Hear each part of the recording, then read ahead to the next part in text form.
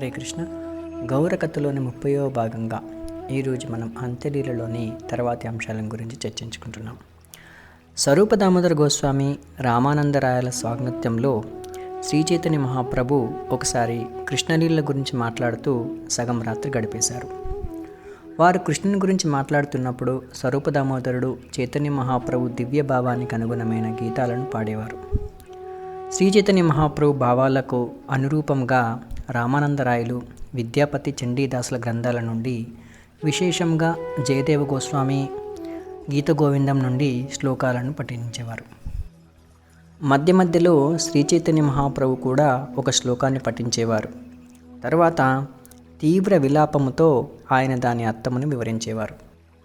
చివరకు ఆయనను పడుకోబెట్టి స్వరూప దామోదరుడు రామానందరాయలు తమ ఇండ్లకు వెళ్ళిపోయేవారు. చైతన్య మహాప్రభు సేవకుడైన గోవిందుడు ఆయన గది గుమ్మం దగ్గర పడుకున్నాడు. మహాప్రభు రాత్రంతా బిగ్గరగా హరే కృష్ణ మహామంత్రం జపించారు. మహాప్రభు అకస్మాత్తుగా శ్రీకృష్ణుని వేణునాదం విన్నారు. అప్పుడు ఆయన భావావేశంలో కృష్ణుని చూడడానికి బయలుదేరారు. 3 ద్వారాలు గడియ వేసి ఉన్నాయి. అయినా చైతన్య మహాప్రభు భావావేశంలో గది నుండి బయటికి వచ్చి ఇల్లు వదిలిపెట్టి వెళ్ళిపోయారు. ఆయన సింహద్వారానికి దక్షిణంగా ఉన్నట్టి ఒక గోశాలకు వెళ్ళారు. అక్కడ ఆయన తైలంగా ఆవుల మధ్య అచేతన స్థితిలో పడిపోయారు. ఈలోగా చైతన్య మహాప్రభు ధ్వని ఏదీ వినిపించక గోవిందుడు వెంటనే స్వరూప దామోదరునికి కబురు పెట్టి తలుపులు తెరిచాడు. అప్పుడు స్వరూప దామోదర గోస్వామి ఒక దీపం వెలిగించి చైతన్య మహాప్రభుని వెతకడానికి భక్తులందరితో కలిసి బయటకు వెళ్ళారు. అక్కడ ఇక్కడ వెతికిన తర్వాత వారు చివరకు సింహద్వారం చెంతనున్న గోశాల దగ్గరకు వచ్చారు. అక్కడ వారు చైతన్య మహాప్రభు గోవుల మధ్య అచేతనులై పడి ఉండడం చూశారు. ఆయన కాళ్ళు చేతులు శరీరంలోకి పోయి అచ్చం తాబేలు ఆకృతిని కనిపించింది. ఆయన నోటి నుండి నురుగు వస్తుంది. శరీరంపై పులకలు కలిగాయి. నేత్రాల నుండి అశ్రుధారలు కురుస్తున్నాయి. మహాప్రభు అక్కడ అచేతనావస్థలో ఉన్నారు. ఆయన దేహం ఒక పెద్ద గుమ్మడికాయలాగా కనిపించింది. బయటకు ఆయన పూర్తిగా జడత్వంలో ఉన్నప్పటికీ అంతరంలో దివ్యానంద పరవశులై ఉన్నారు. ఆవులన్నీ మహాప్రభు చుట్టూ చేరి ఆయన దేహాన్ని వాసన చూస్తున్నాయి. భక్తులు దూరంగా తోలడానికి ప్రయత్నించినప్పుడు అవి చైతన్య మహాప్రభువుల దివ్య దేహ సాంగత్యాన్ని విడిచిపెట్టడానికి నిరాకరించాయి.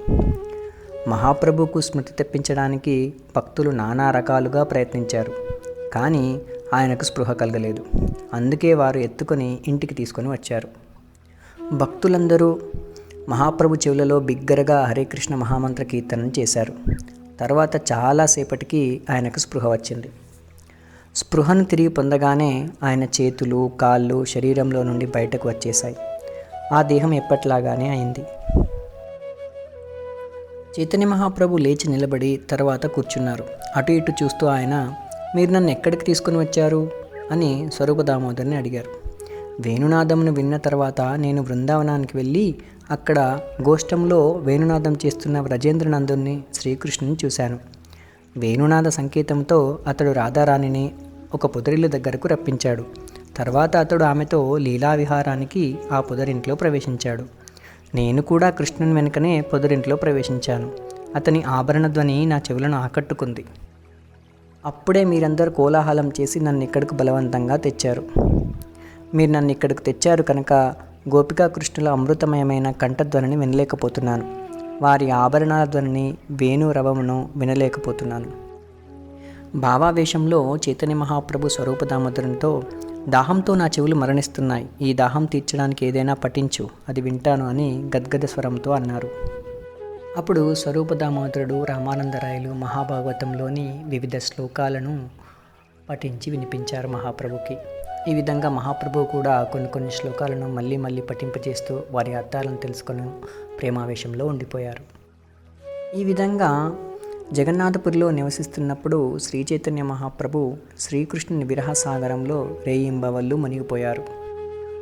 శరత్కాల రాత్రివేళ పూర్ణచంద్రుడు సమస్తాన్ని తేజవంతం చేసినప్పుడు శ్రీ చైతన్య మహాప్రభు తమ భక్తులతో కూడి రాత్రంతా సంచరించారు. కృష్ణలీలను చూస్తూ రాసలీలకు సంబంధించిన గీతాలను శ్లోకాలను వింటూ పాడుతూ ఆయన అన్ని ఉద్యానవనాలలో తిరిగారు. మహాప్రభు ఒక్కసారి ఆయిటోటా మందిరం దగ్గర సంచరిస్తూ శ్రీ చైతన్య మహాప్రభు అకస్మాత్తుగా సముద్రమును చూశారు.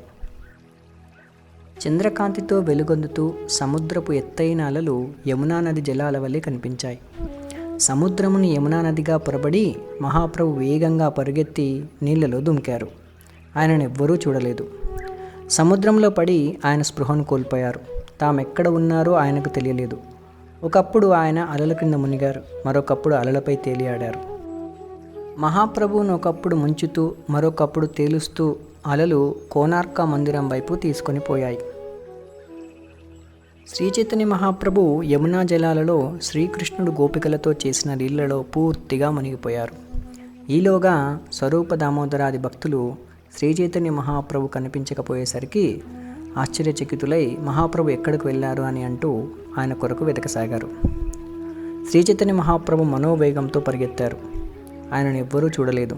ఆ విధంగా అందరూ ఆయన ఎక్కడ ఉన్నారో తెలియక తికమకపడ్డారు. మహాప్రభు జగన్నాథ మందిరానికి వెళ్ళారా, లేకపోతే ఏదైనా ఉద్యానవనంలో ఉన్మాదంలో పడిపోయారా, లేదా కోనార్క మందిరానికి వెళ్ళారా? ఈ రకంగా మాట్లాడుకుంటూ భక్తులందరూ మహాప్రభు కొరకు అక్కడ ఇక్కడ వెతికారు. చివరికి వారు చాలామంది జనులతో కూడి సముద్ర తీరానికి వచ్చారు. మహాప్రభువు కొరకు వారు వెతుకుతుండగా రాత్రి గడిచిపోయింది. అప్పుడు వారందరూ శ్రీ చైతన్య మహాప్రభు ఇప్పుడు అంతర్ధానం చెందారు అని అనుకున్నారు. సముద్ర తీరంలో నడుస్తూ వారొక జాలరివాడు భుజం మీద వల వేసుకుంటూ రావడం చూశారు. వాడు పదే పదే హరి హరి అంటూ నవ్వుతున్నాడు, ఏడుస్తున్నాడు, నృత్యం చేస్తున్నాడు, పాడుతున్నాడు. జాలరివాని చేష్టలు చూసి అందరూ ఆశ్చర్యపోయారు. అందుకే స్వరూప దామోదర గోస్వామి అతనిని విషయం అడిగారు. ఓ జాలరి, ఎందుకు నీవిట్లా ప్రవర్తిస్తున్నావు? ఈ చుట్టుపక్కల నీవు ఎవరినైనా చూసావా? నీ ఈ ప్రవర్తనకు కారణమేమిటి? ఇది మాకు చెప్పు అని ఆయన అడిగారు. జాలరివాడు జవాబు చెప్పాడు. ఇక్కడ నేను ఏ ఒక్క మనిషిని చూడలేదు, కానీ నీళ్ళలో వలను వేసినప్పుడు ఒక శవము చిక్కింది. అది పెద్ద చేప అనుకుంటూ నేను ఎంతో జాగ్రత్తగా లేపాను. కానీ శవమును చూడగానే నా మనస్సులో విపరీతమైన భయం కలిగింది. నేను వలను విడిచే ప్రయత్నం చేస్తున్నప్పుడు ఆ దేహాన్ని తాకాను. దానిని తాకగానే ఒక దెయ్యము నా హృదయంలో ప్రవేశించింది. నేను భయంతో కంపించాను, కన్నీరు కార్చాను. నా గొంతు గద్గదమైంది, శరీరం రోమాంచమైంది. నేను చూసిన శవము బ్రాహ్మణ దెయ్యమో లేదా సాధారణ మనిషి దెయ్యమో నాకు తెలియదు, కానీ దానిని చూడగానే ఆ దెయ్యం శరీరంలో ప్రవేశిస్తుంది. ఆ దెయ్యం దేహం 5-7 మూరల పొడవుగా ఉంది, కానీ కాళ్ళు చేతులు ఒక్కొక్కటి 3 మూరల పొడవు ఉన్నది. దాని సందులన్నీ చర్మం క్రింద విడదీయబడి ఉన్నాయి. చర్మం పూర్తిగా వేలాడుతుంది. దానిని చూసిన ఎవ్వడూ బ్రతికి ఉండలేడు.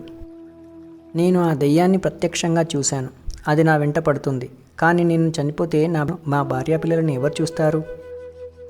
ఆ దెయ్యం గురించి మాట్లాడడం నిజానికి చాలా కష్టం. అయినా ఒక మంత్రగాడిని వెతికి దాని నుండి నన్ను విడిపించమని అడుగుతాను. నేను నిర్జన ప్రదేశంలో చేపలను పడుతూ రాత్రంతా ఒంటరిగా తిరుగుతాను. నేను నరసింహ మంత్రంను స్మరిస్తాను కనుక ఏ దెయ్యాలు నన్ను తాకవు. కానీ నేను నరసింహ మంత్రమును జపించినప్పుడు ఈ దెయ్యం ద్విగుణీకృత బలముతో నన్ను ఆవహిస్తుంది. ఆ దెయ్యం ఆకారం తలుచుకుంటేనే నా మనస్సులో విపరీతమైన భయం కలుగుతుంది. దాని దగ్గరకు వెళ్ళకండి. నేను మిమ్మల్ని నిషేధిస్తున్నాను. మీరు వెళ్తే మీ అందరినీ ఆ దెయ్యం పట్టుకుంటుంది. అది విని స్వరూప దామోదరుడు విషయం గురించిన సత్యమంతా అర్థం చేసుకొని ఆ జాలరివాడితో తీయగా మాట్లాడాడు. నేను ఒక సుప్రసిద్ధ మంత్రగాడిని. నీ నుండి ఈ దయ్యాన్ని తొలగించే పద్ధతి నాకు తెలుసు అంటూ ఆయన ఏవో కొన్ని మంత్రాలు చదివి తన చేతిని జాలరివాడి తల మీద పెట్టారు. తరువాత ఆయన జాలరివాడికి 3 చెంపదెబ్బలు వేసి ఇప్పుడు దయ్యం పోయింది, భయపడకు అని పలికి సముదాయించారు. స్వరూప దామోదరుడు జాలరివాన్తో, నాయన, ఏ వ్యక్తిని నీవు దయ్యమని అనుకుంటున్నావో నిజానికి ఆయన దయ్యం కాదు, భగవానుడైన శ్రీకృష్ణ చైతన్య మహాప్రభు అని అన్నారు. ప్రేమావేశ కారణంగా మహాప్రభు సముద్రంలో పడ్డారు. నీవు నీ వలలో ఆయనను పట్టుకుని రక్షించావు.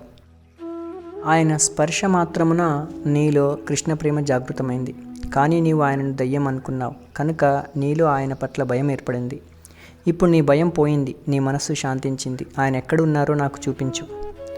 జాలరి జవాబు చెప్తూ, నేను మహాప్రభుని చాలాసార్లు చూశాను, కానీ ఇతడు ఆయన కాదు. ఈ రూపము అతి వికృత ఆకారం అని అన్నాడు.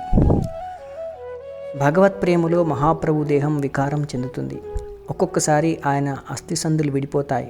ఆయన దేహము అతి దీర్ఘంగా అయిపోతుంది అని స్వరూప దామోదరుడు చెప్పారు.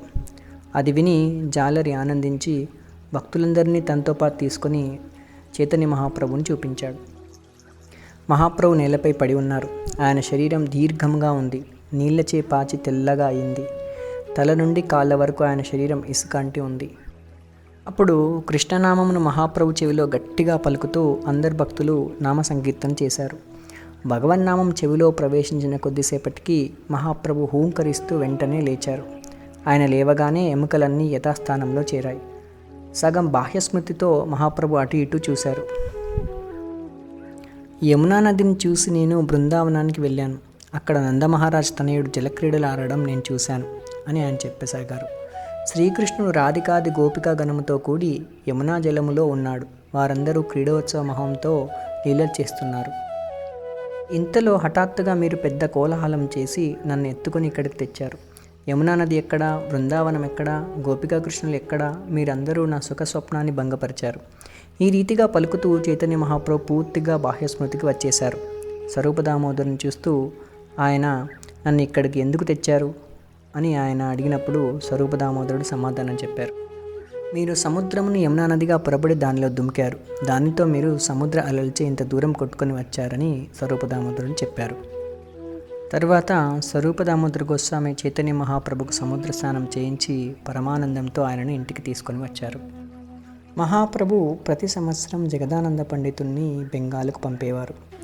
తమ తల్లి అయిన శచీమాతను ఓదార్చమని, ప్రసాదాన్ని ఇవ్వమని మహాప్రభు జగదానంద పండితుడికి ఆదేశం ఇచ్చేవారు.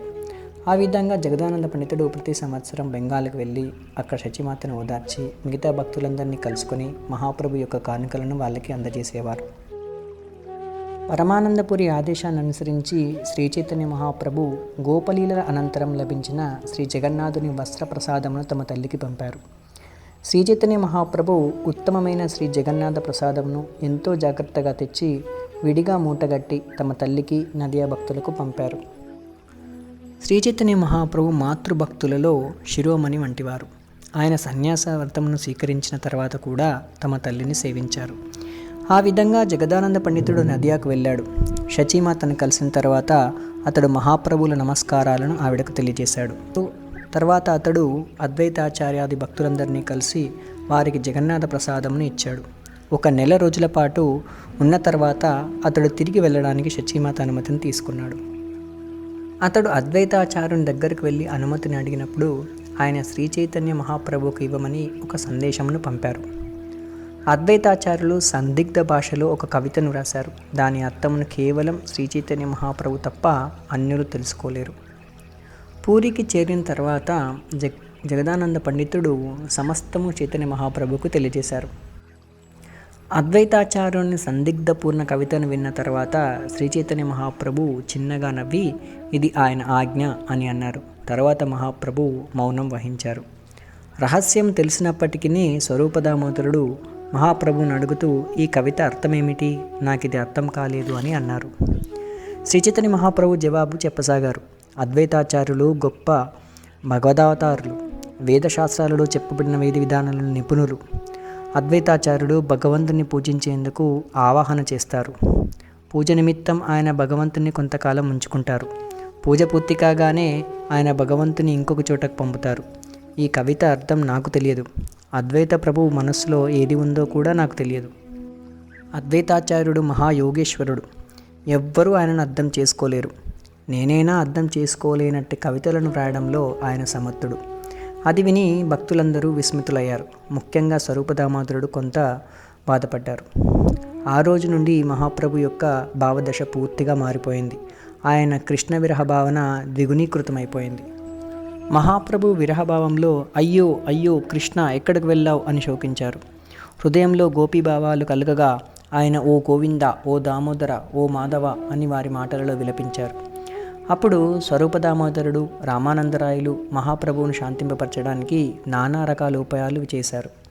వారు సంగమ గీతాలను పాడగా అవి ఆయన హృదయాన్ని మార్చి మనస్సును ప్రశాంతంగా చేశాయి. శ్రీ చైతన్య మహాప్రభు ఈ రీతిగా విలపిస్తుండగా సగం రాత్రి గడిచిపోయింది. అప్పుడు స్వరూపదామోదరుడు మహాప్రభును గంభీర అని తెలియబడే ఆయన గదిలో పడుకోబెట్టారు. మహాప్రభువును పడుకోబెట్టిన తర్వాత రామానందరాయలు తన ఇంటికి తిరిగి వెళ్ళిపోయారు.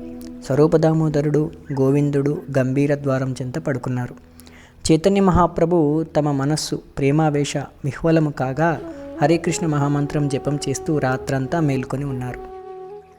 కృష్ణ విరహ భావనలో చైతన్య మహాప్రభు ఎంత వ్యాకులం చెందారంటే పరమోద్వేగంతో ఆయన లేచి నిలబడి గంభీర గోడలకు తమ ముఖంను రాచుకున్నారు.